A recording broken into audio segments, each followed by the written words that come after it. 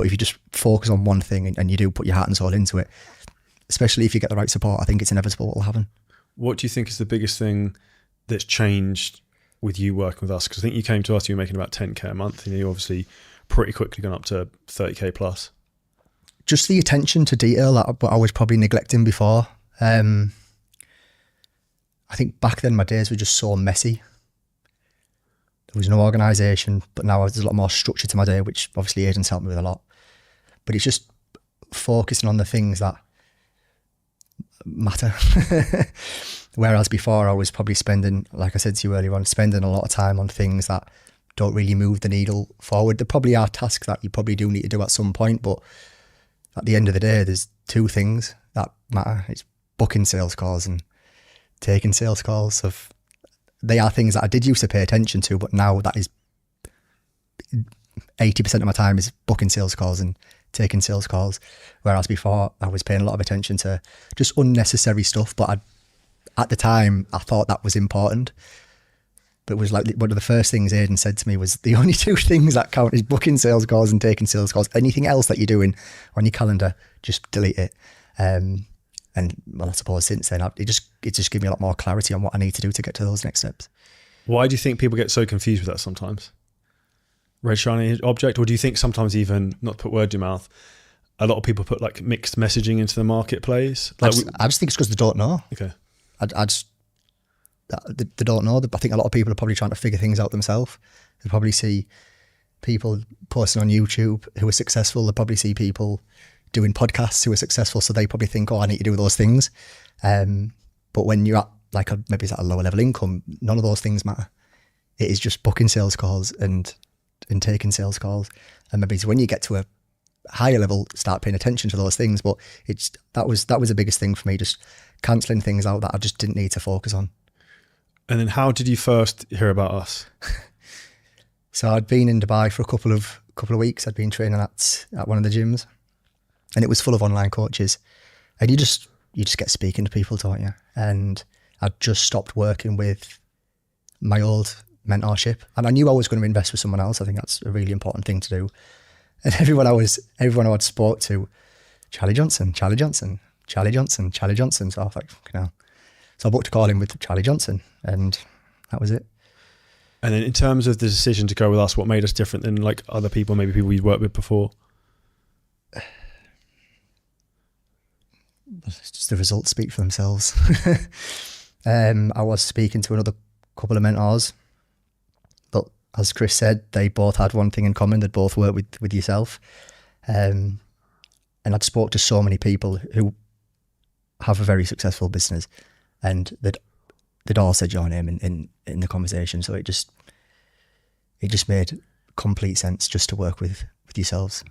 And for me, that's like it's pretty cool, but it's like, I've had a huge impact, and we've had a huge impact on pretty much everyone across the fitness industry who has an online business. We've probably worked with all of the big names at this point. It can kind of continue to do so. But that's why it's also easy for us to teach, because like we have so many touch points across the market of like knowing what's kind of going on constantly. And even like you said something earlier about how you spent 3 hours yesterday working at LTV on your clients. I was like, dude, why don't you just do this? That's like you'd have done it in 30 seconds. Yeah. And your response was like, oh, this is why you got loads of money. Because like, but it's true, because that's where you can solve problems faster. You can kind of think the right way, and then we can kind of like teach that into you, and it's success via osmosis. If you hang around the most successful people, you by default, you kind of become successful. And I think huge credit to you, because also you had the minerals that a lot of people in particular from UK fucking don't have, which is to invest in yourself and then go all in, which is why at 26, you now have the all in life, and where you could be at 36, where I am right now, is fucking insane. Because I think I said to you, I didn't start online coaching until I was 29. So the opportunity you have is wild. And I think most people are going to live a life of regret where they wish they probably had gone harder sooner, but it's the kind of the fear that held them back. I would happily spend the majority of my money I'd invest it, the majority of my money in things that I would learn from. Like, and I've done that a few different times. And like I said to you earlier on, as long as you are investing in the right thing, and when you invest in the right thing, you apply yourself to it, it's just inevitable that you will make that money back plus more. I was speaking to a Taza about it. I made my money back with you the first 2 weeks. because obviously I made the right investment, but I applied myself. And it's probably you probably find this. Financials is probably the number one thing what I would assume holds people back from jumping into something like this. It's presumed financials because they have the money, but the fear of letting go of the money and investing themselves. Yeah. And I said this to you earlier, people want to be able to charge 3K, 5K, 10K for their own coaching, but they're not willing to pay for coaching themselves at that level, which is why they will never be able to sell it. That's been a big thing for me recently, charging more. So I've started charging more this year when I spoke to in January. And I think as well, when it comes to scaling your business, another two things what's important, again, just forget about everything else. Book more calls, take more calls, charge more. Probably the third most important thing as well. But I think going back to what you said earlier on in investing in yourself, if I didn't, I'd be still in Middlesbrough. I'd still be doing my one-to-one PT. I'd probably still be happy because that's all I would have known.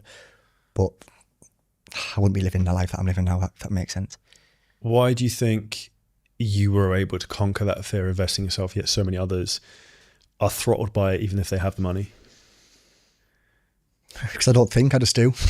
But that's also the best thing to do. I just do. I don't think. I just have a thought. If it feels like a good thing at the time, I will just do it.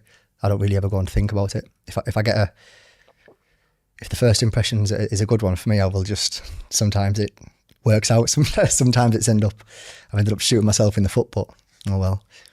The thing I would say that I remember one of my dad's friends was really successful. He used to have a sign on his desk and it said, "Do it now." Something I always thought about is like, just fucking, because even if you fuck something up, it's like, well, you know, it didn't work. So then it's one thing off the table and then you learn from that experience. Whereas most people are still spending 3 months of mental bandwidth, like making the decision, should they do the thing, if that makes sense. So my one of my best mates in Dubai, Mark, so he's an online coach as well. And we both live the exact same lifestyle. He's from Middlesbrough as well. We both online coaches, but our personalities are just the complete opposite end of the spectrum. He'll get an idea and it'll take him 6 months to implement it. I'll have an idea and 5 minutes later, I'm doing it. I'll probably cock up at first, but I'll stick at it until I make it right. And he was saying, he does say, there probably isn't, well, you would probably say being this end of the spectrum is the best. Some would argue maybe being in the middle is best. Some would also argue being at this end of the spectrum is best, but it is, you just need to do it, don't you? So if you look at, recently read Elon Musk's book and Steve Jobs' book, both are maniacal about getting fucking shit done quickly and not letting someone say it can't be done. And they're Elon Musk is on paper technically the most successful person on the planet who just won't take no, this will be done now. So I think if you look, urgency is one of the core character traits of who people who are very successful. I can even give you an example of when we were here early, Mike said something about you should get 100 people's content and then take the highest performing things of someone who's your ICA. A minute later, I just voice noted our tech guy, being could you build this for me? Do you know what I mean? Because it's just doing shit quick while it's top of mind. So I think if something's a 5-minute task, just do it right now. It's the right attitude. We were speaking about this earlier on. So why do you think people? So why are people this end of the spectrum? Why are people the other end of the spectrum? Now, I'm not going to sound like Stephen Bartlett, but I know a lot of people coming onto our podcast and who are not subscribing but still enjoying the content. If I have one small ask from you, it's please hit the subscribe button. It'll help us a lot. I think, or if you look at, we have very similar personalities. I think the more time I'm spending, I can see that because I wouldn't say gung-ho and cavalier, but probably a bit of I'm just going to fucking do it and just see what happens. Which ultimately, if you keep doing that long enough and if you work really fucking hard, you will be successful. I think the reason some people aren't like that is they're too worried about failing. But it's not necessarily failure what they're worried about. What they're worried about is embarrassment of how they will look in front of other people. And then my advice with them would be who are you worried about being embarrassed in front of? Because then when you start to break it down to that individually, you start to not really care. Like you said earlier, you just don't fucking care. So you're just going to do it anyway. And I think even if it's I don't know, for me, this is something I don't think is people would take their own relationship advice, do what you want. But the relationships I've ever had, I've never asked my partner, been I'm going to invest in this thing. What do you think? Not in a million fucking years. So it's it'd be afterwards being oh yeah, I just paid this person 50 grand, by the way. And they were okay, fair enough. But that's where you also have to be able to have the core character trait, which is being decisive. And I think that's also being aware of what the upside is and what the potential downside is. Yeah, you could lose some money, but you'll probably like, I bought stuff before that's not been great, but I still learned some stuff from it. And I bought some things that made me millions of dollars. So it's like the potential upside always outweighs the risk. Now, if you enjoyed this clip and you're a coach, creator, or a business owner and you want help in terms of how to scale your business using ads, AI, content, marketing, a lot of things we talk about on the show, then hit the link at the top line of our description in the YouTube video. You can book in a call with us and walk through the whole process, audit your business, and show you where there's huge, huge opportunities for you to scale.